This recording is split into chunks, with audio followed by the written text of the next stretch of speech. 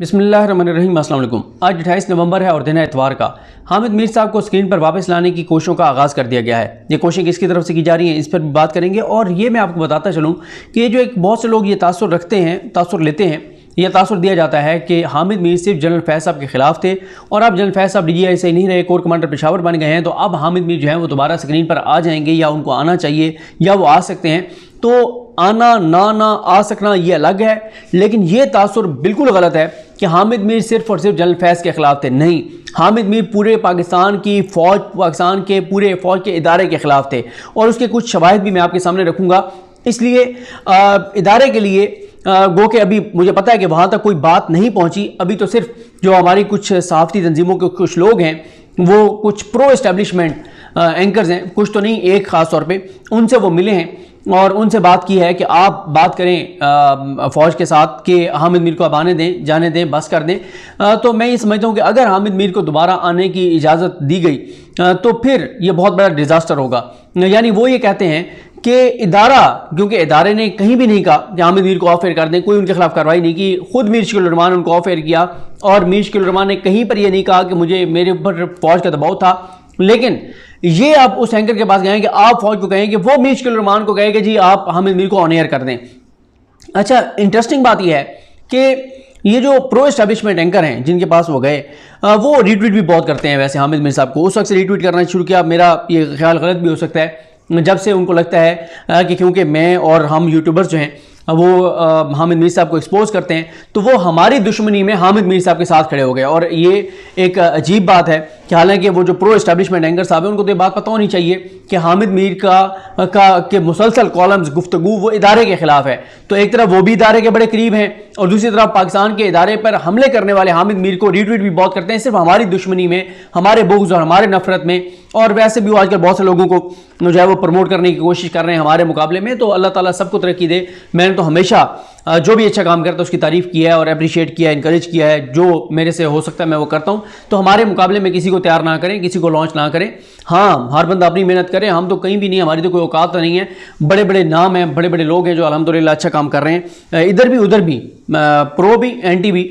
जो कंटेंट के साथ काम कर रहे हैं और मेहनत कर रहे हैं ग्राउंड के ऊपर, तो वो उसको देखा जाना चाहिए। अब आ जाए जनाब, जो मैंने आपको कहा ना कि हामिद मीर जो हैं वो सिर्फ जनरल फैज़ के खिलाफ नहीं थे, वो इदारे के खिलाफ थे। अभी मैं आपको बताता हूँ कि आसमा जहांगीर कॉन्फ्रेंस में उन्होंने क्या क्या गुफ्तगू की। और मैं हैरान हूँ एक चीज़ देखकर कि आसमा जहांगीर कॉन्फ्रेंस में जब अदलिया पर हमले हो रहे थे, जब जजेस पर तनकीद हो रही थी, खासतौर पर चीफ जस्टिस पाकिस्तान पर तनकीद हो रही थी, उमरता बंदियाल साहब पे तनकीद की गई, इजाज़ुल एहसन साहब पर तनकीद की गई, काजी अमीन साहब पर तनकीद की गई, मुनीब अख्तर साहब पर तनकीद की गई, यानी नाम लिए बगैर मुख्तलिफ हवालों से। उस वक्त जब स्टेज से ये बातें हो रही थी और सामने बैठे हुए जो मजमा है वहाँ से शेम शेम के नारे आ रहे थे पाकिस्तान की अदलिया और पाकिस्तान के चीफ जस्टिस पाकिस्तान और दीगर जजेस के खिलाफ, तब उन ऑडियंस में काजी फाइज ईसा साहब और उनकी एहलिया मौजूद थे। अंदाज़ा लगाएं कि सुप्रीम कोर्ट ऑफ पाकिस्तान के खिलाफ शेम शेम के नारे लग रहे हैं, चीफ जस्टिस पाकिस्तान के खिलाफ, और काजी फाइज ईसा साहब वहाँ पर मौजूद हैं। ज़ाहिर है काजी साहब को तो ये चीज़ें ज़ाहिर है वो उनके इन चीज़ों के सपोर्टर हैं और उनको उस वक्त भी कोई मसला ना होता कि उनकी मौजूदगी में अगर नवाज शरीफ का खिताब भी हो जाता, तो मुझे लगता है ये है कि काजी फाइज साहब को कोई जो है वो मसला ना होता। अब आ जाए जनाब कि ये जो मैं कह रहा हूँ ना कि हामिद मीर इदारे, पाकिस्तान की फ़ौज के इदारे के खिलाफ हैं, सिर्फ फैज़ साहब के खिलाफ नहीं थे।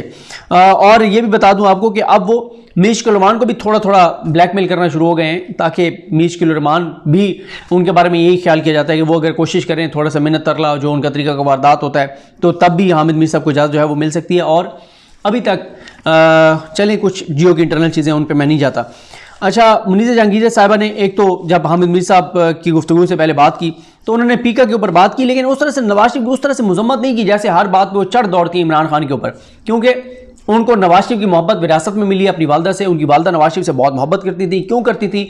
इमरान खान के साथ उनकी दुश्मनी क्या थी, वो आज एक वीडियो आपके सामने शेयर करूंगा कि उसकी वजूहत क्या है। किस्मत खान ज़मीरी साहब ने उसके ऊपर बड़ी ज़बरदस्त स्टोरी बनाई है। फिर हामिद मीर ने कहा कि आए जब गुफ्तगू की, उन्होंने कहा कि मैं उन लोगों और इदारों की मजम्मत करना चाहता हूँ जिन्होंने इस कॉन्फ्रेंस के मेहमानों को वीज़े देने से इनकार किया। और ये वीज़े किनको इनकार किया गया? जो उनके मुताबिक वो भारतीयों को जो भारत से आना चाहते थे उनको जो बकौल इनके वीज़ों का इनकार किया गया। ये मेरे पास कोई ऐसी इन्फॉर्मेशन नहीं है कि इदारों ने जो है वो रिजेक्ट किया हो भारतीयों के वीज़े। उन्होंने कहा कि ये जो वीज़े रिजेक्ट करने वाले हैं ये कमज़ोर लोग हैं, इनको शर्म आनी चाहिए। और उन्होंने कहा कि हम सब उन इंडियंस के साथ जो जिनको नहीं आने दिया उनके साथ सॉलिडारिटी करते हैं। उसके बाद उन्होंने कहा कि आप पाकिस्तान के किसी भी चौक या चौराहे पर जाकर पूछें कि मीडिया आज़ाद है तो लोग कहेंगे पाकिस्तान का मीडिया आज़ाद नहीं है। बिल्कुल वाकई आज़ाद नहीं है। मलिक रियाज के हवाले से खबर आई, मीडिया ने नहीं चलाई। हामिद मीर साहब जो माजी में झूठ बोलते रहे, या एंकर जो झूठ बोलते हैं कोई बात नहीं होती।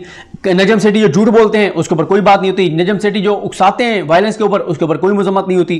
एक एंकर खबर देता है डॉलर 200 पे चला जाएगा, नहीं जाता, उसका पुराना क्लिप नहीं चलाया जाता, बाकी सियासतदानों के चलाए जाते हैं क्लिप। तो जो भी मीडिया सहाफ़ी एंकर झूठ बोलते हैं उसके ऊपर मीडिया बात नहीं करता, तो मीडिया वाकई आज़ाद जो है वो नहीं है। और फिर बिलावल के साथ जो अलायंस है मीडिया का, जो अंदरूनी सिंध में जो इंसानी हकूक़ की पामाली हो रही है, जो साफ़ियों के साथ हो रहा है, जो नाज़िम जोखियों के साथ हुआ, जो उम्मे रुबाब चांडियों के साथ हुआ, जो कुछ वहाँ पे हो रहा है। और अभी शायद सकलैन साहब ने इसके ऊपर एक वीडियो भी किया कि एक और जो नौजवान है, या वो मैंने पूरी नहीं सुना, मैंने थंबनेल देखा था कि उसने कहा कि मेरे साथ भी नाज़िम जोखियों वाला सलूक हो सकता है, उसके ऊपर बात जो है वो नहीं की जाती।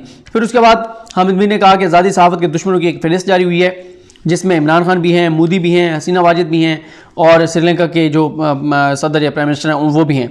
उसके बाद वो चीफ जस्टिस का मुख्तलिफ तरह से तनकीद करके और मजाक उड़ाते रहे, और उन्होंने कहा कि ये चीफ जस्टिस से मैं खिलाफ करता हूँ कि अदलिया आज़ाद है, अदलिया के ऊपर दबाव नहीं है।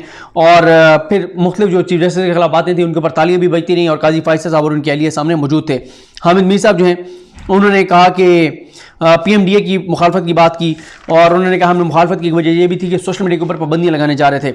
उसके बाद उन्होंने कहा कि आजकल ज़्यादा सच्चाई जो है वो सोशल मीडिया पर आती है, सोशल मीडिया पे ज़्यादा सच बोला जाता है। अंबर शमसी आई, अंबर शमसी ने कहा कि जो है वो मैं शुक्रगुजार हूँ कि कम से कम मैंने अपना ज़मीर नहीं, क्योंकि मुझे अब फ़ोन नहीं आते, मैंने मीडिया छोड़ दिया, मुझे फ़ोन नहीं आते कि इसको बुलाना है, इसको नहीं बुलाना है, इसको बुलाना है। यानी वो ये तासुर देती रही कि, और उन्होंने कहा कि मुझे अपना ज़मीर अब नहीं बेचना पड़ता। वो तासुर ये देनी थी कि जो लोग मीडिया पे इस वक्त काम कर रहे हैं एंकर्स, वो अपना ज़मीर बेच के वो काम कर रहे हैं, तो इस पर वजाहत देनी चाहिए, आसमा शराजी साहब को देनी चाहिए। और बाकी भी जो एंकर्स हैं सारे जो PDM के हामी हैं, 17 का टोला, इनको देनी चाहिए वजाहत कि अंबर शमसी के मुताबिक जो इस वक्त मेन स्ट्रीम मीडिया पे काम कर रहे हैं एंकर्स हैं, वो ज़मीर का सौदा कर रहे हैं, ज़मीर बेच के अपना वो चंद टकों की खातिर ज़मीर बेच के और वो सहाफ़त कर रहे हैं। क्योंकि वो कहती हैं कि जो आज़ाद सहाफ़ी है वो इस वक्त TV चैनल पर काम नहीं कर सकता, क्योंकि बताया जाता है कि आपने मोहसिन दावर को नहीं बुलाना, मंजूर पश्तीन को नहीं बुलाना, फ़लाने को नहीं बुलाना, फ़लाने को नहीं बुलाना, ये कहना है, ये नहीं कहना, फ़लाने इशू के ऊपर जल फैज़ के ऊपर बात नहीं करनी, फ़लाने इवेंट के ऊपर बात नहीं करनी। तो वो कहती हैं उन्होंने ये तासुर दिया अंबर शमसी ने कि इस वक्त जो लोग काम कर रहे हैं मेन स्ट्रीम मीडिया के ऊपर, वो अपना ज़मीर बेच के काम कर रहे हैं। तो इस पर बहरहाल वजाहत देनी चाहिए इनके हामियों को कम से कम। चले बाकी तो बेज़मीर हैं ना, उन्होंने तो ज़मीर का सौदा कर दिया, तो प्रो एस्टैब्लिशमेंट है, वो तो फौज के बंदे हैं, उनको तो छोड़ दें। जो असल जमहूरी हैं, जो वोट को इज्जत दो के बैनी के साथ खड़े हैं, जो मरियम के साथ खड़े हैं, जो नवाज शरीफ के साथ खड़े हैं, जो 16 लोग गए थे इस्लामाबाद हाई कोर्ट में नवाज शरीफ की तकरीर खुलवाने के लिए, वो वजाहत दें कि क्या उन्होंने ज़मीर का सौदा कर दिया है। उन्होंने अंबर शमसी साहिबा ने वो शिकवा भी किया कि नवाज शरीफ की देखना आप तकरीर नहीं चला सकते TV के ऊपर। और वो कहती हैं शुक्र है कि इस वक्त जिस तरह की सहाफ़त हो रही है मुझे वो नहीं करनी पड़ रही। वही दोबारा कहूँगा, वजाहत नहीं, ये सारे किस तरह की सहाफ़त कर रहे हैं। फिर हामिद मीर ने कहा कि जो मैं ऑफ एयर हुआ हूँ, जो साफ़ी हमले हुए हैं, मैं नहीं, पाकिस्तान जो है वो बदनाम हुआ ऐसे। और फिर उसके बाद हामिद मीर ने तनकीद की, मुझे यही लगा इसमें कि उन पर मुश्किल रहमान पे, मीर इब्राहीम पे तनकीद थी। उन्होंने कहा जब आपको कॉल आती है कि बैन हल्फी छाप दें तो आप वो तो छाप देते हैं, और जब आपको कहा दिया जाता है बैन हल्फी वो आप छाप देते हैं। और जब आपको कहा जाता है इस साफ़ी को ऑफर कर दें तो फिर आप उस वक्त भी तो जब साफ़ी मामले होते हैं उस वक्त भी तो खबरें छापा करें ना, जैसे आप बैन हल्फी छाप देते हैं। तो ये बैन हल्फी तो अंसार अब्बासी साहब ने छापा था, मुश्किल रहमान ने छापा था। तो लगता है कि मुश्किल रहमान को भी वो थोड़े से मैसेज देने लग गए हैं, ब्लैकमेल करने लग गए हैं कि मेरा कुछ करो वरना ज़ाहिर इनके पास राज तो बहुत होंगे मुश्किल रहमान के भी।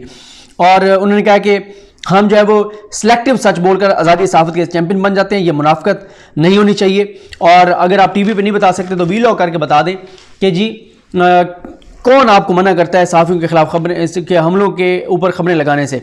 उसके बाद उन्होंने कहा कि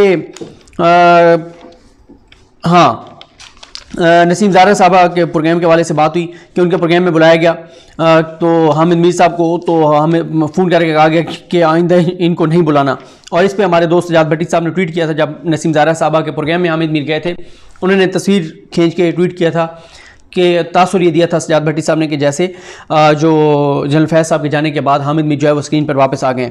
उसके बाद उन्होंने ये भी कहा हामिद मीर ने कि अगर आप सच्चे मुसलमान हैं तो जो भी आपको फ़ोन करता है बता दें, कि आपको फ़ोन करके कौन रोकता है कि ये खबर लगानी कौन सी नहीं लगानी। कुलभूषण के ऊपर बात की कि आप बड़े मुहब्बत वतन बंदे हैं, कुलभूषण के वाले से कानून साजी किया, TLP के साथ माहदे पर बात की है, और उन्होंने कहा कि पाकिस्तान जो है वो जिस तरह उन्होंने कहा अली अहमद कुर्ने की मुट्ठी से रेत की तरह निकल रहा है, और बड़े उन्होंने खुदा न खासा ऐसी बात की कि पाकिस्तान जो है वो खुदा न खासा टूट सकता है। इस तरह की बातें जो कहते हैं कि जो कुछ हो रहा है उससे बड़े कंसिक्वेंसेस होंगे, ये सारी बातें उन्होंने की। उन्होंने कहा पाकिस्तान के दुश्मन हम नहीं, पाकिस्तान के असल दुश्मन आप हैं। उसके बाद उन्होंने अफसर आलम साहब ने बात की, उन्होंने कहा कि 4 साल हो गए मुझे कोई चैनल TV पे नहीं बुलाता। और भाई क्यों बुलाए, आप चेयरमैन पैमरा लग गए थे, आपकी भी स्टोरी बनाई हुई है, किस्मत खान ज़िमरी ने कि अदालत ने आपके बारे में क्या कहा था, वो भी मैंने आप लोगों के साथ शेयर करनी है, किस तरह से इनको नवाजा गया था। तो आप तो सरकारी उहदे लेने वालों को बेरूपिया कहते थे, आप तो खुद बेरूपिया निकले हैं, आपने तो खुद इस्तेमाल हुए हैं, आपने खुद जाके उहदे ले लिए, आपने सहाफ़त की सीढ़ी इस्तेमाल करते हुए चले गए, और फिर वहाँ से सरकारी उहदा छोड़ा, मरीम के साथ भी हैं, गाड़ियों में बैठते हैं, उनकी तस्वीरें भी बनाते हैं, नवाज की तकरीरें भी लिखते हैं, और साथ आप कहते हैं कि आपको सहाफ़ी के तौर पे TV पे भी बिठाया जाए। तो फिर आप कहते हैं कि आपको बिठाने की जरूरत नहीं है किसी की, तो फिर कहने इन सारों को छोड़ दें। मीडिया आप भी कह रहे हैं, अंबर शमसी भी कह रही है कि ज़मीर बेच के ये सहाफ़त कर रहे हैं, जो सारे बैठे हुए हैं आपके अपने लोग, ये सारों को कहना ज़मीर बेचना छोड़ दें। नसीम ज़ाहरा साहब वहाँ पे मौजूद थी, कहें नसीम ज़ाहरा साहब को या आपको प्रोग्राम में बिठाएं या छोड़ दें प्रोग्राम करना, आसमान शराजी साहब को कहें। ये सारे लोग क्यों ज़मीर बेच के फिर काम कर रहे हैं? जो अंबर शमसी कह रहे हैं कि जो इस वक्त TV पे प्रोग्राम वो सारे ज़मीर बेच के और बैठे हुए। और अंबर शमसी कहती हैं जब उनकी आवाज़ बुलंद होने लगी, ऐवान के इक़्तिदारों तक पहुँचने लगी, तो तब उनको जो है वो ऑफर करवा दिया गया। अच्छा, फिर वो ये भी कहते हैं अफसर आलम साहब कि उनका कॉलम कोई अखबार नहीं छापता, लेकिन उन्होंने कहा कि डिजिटल मीडिया जो है वो इलेक्ट्रॉनिक मीडिया और प्रिंट मीडिया को बहुत टफ टाइम दे रहा है, और जो है वो कहते हैं कि सच बोलने के लिए अब मीडिया की जरूरत नहीं है, सोशल मीडिया पे बोला जा सकता है। यही तो मैं कहता हूँ कि हामिद मीर और ये जो है अंबर शमसी बना लें यूट्यूब चैनल, आज यूट्यूब पे पता चल जाएगा कितने लोग इनको सुनना चाहते हैं, देखना चाहते हैं। फिर उन्होंने कहा कि जब चेयरमैन पैमरा था तो फिर दोबारा जनरल फैज़ वाला वाक़या सुनाया, वो मेरे पास आए आमिल आकर तो कुछ ना कहें। लेकिन मैं उस दिन भी सवाल किया था, दोबारा करूँगा, कि जब हामिद मीर साहब ये इनके पास आए थे जनरल फैज़ साहब अफसर आलम के पास, तो उस वक्त इन्होंने ये बात क्यों नहीं बताई थी, क्यों चुप कर गए थे? 2-4 टकों की नौकरी की खातिर चुप कर गए थे, कंप्रोमाइज़ कर लिया था। अपने मालिक को बताया होगा लाजमी, ये हो नहीं सकता कि अपने मालिक नवाज शरीफ को ना बताया। अफसर आलम साहब ने लाजमी बताया होगा अपने मालिक को। उस वक्त इनका मालिक भी लेटा हुआ था, पाँव पड़ा हुआ था, जो फौज कहती थी वो कर रहा था, डाल इस पे फलां को निकाल दें, फलां को निकाल दें, फलां को उधर से हटा दें, सब कुछ कर रहे थे। बाद में हीरो बन गए कि मैं तो बड़ा दबंग था, मैं तो ये था, मैं तो वो था। उसके बाद उन्होंने कहा जी लाहौर और पंजाब वालों से कहता हूँ कि खौफ के बुत तोड़ दें। और फिर उसके बाद जनाब हामिद मीर साहब असल में इरेलीवेंट हो गए हैं, अब वो बिल्कुल उनका वो नहीं रहा, रेलिवेंस नहीं रही। अच्छा, उसके बाद जनाब तलत हुसैन साहब की गुफ्तगू में इंपॉर्टेंट चीज़ें थी, वो आगे बताऊँगा। फिर हामिद मीर साहब पे से पूछा गया कि नदीम अंजुम साहब के आने के बाद क्या आपके जवाब से मुमकिन है, तो उन्होंने कहा कि ये इनफरादी मसला नहीं था, ये किसी का इंडिविजुअल का मसला नहीं था। और फिर उन्होंने कहा कि 2014 में जब मुझ पर हमला हुआ तो ये साहब नहीं थे जिन पे आप बात कर रहे हैं। उन्होंने कहा कि मुशर्रफ की बात की, उन्होंने परवेज़ मुशर्रफ साहब की। उन्होंने कहा 1 साल बाद जो आदमी जाएगा उसके साथ वही होगा जो मुशर्रफ के साथ हो रहा है। और उसके बाद उन्होंने फिर बताया कि पहली बार उनको जो है वो पीपल्स पार्टी ने ने उनके ऊपर पाबंदी लगवाई थी, दूसरी बार नवाज शरीफ ने लगवाई थी, फिर मुशर्रफ ने लगवाई थी। नवाज शरीफ ने तो उनके एडिटर को गिरफ्तार करवा दिया था, पहले बुला कहा गया आप इस्तीफ़ा दे दें, ये सारी बातें उन्होंने कही हैं। लेकिन आजकल नवाज शरीफ के हामी हैं सारे वैसे।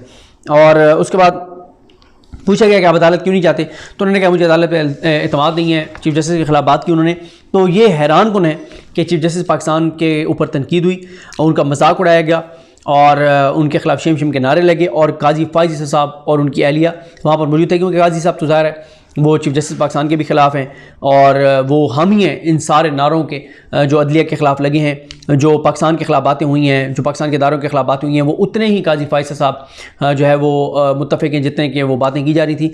और इस सारी कॉन्फ्रेंस का मकसद जो है वो आसमा जहांगीर की रूह को सवाब पहुँचाना था, सुकून पहुँचाना था। वैसे आपको पता है ना कि हमारे यहाँ जब कोई फौत हो जाता है तो दुरूद शरीफ पढ़ा जाता है, उसके लिए कुरान मजीद की तिलावत की जाती है, उसको उसकी रूह को साले सवाब पहुँचाने के लिए।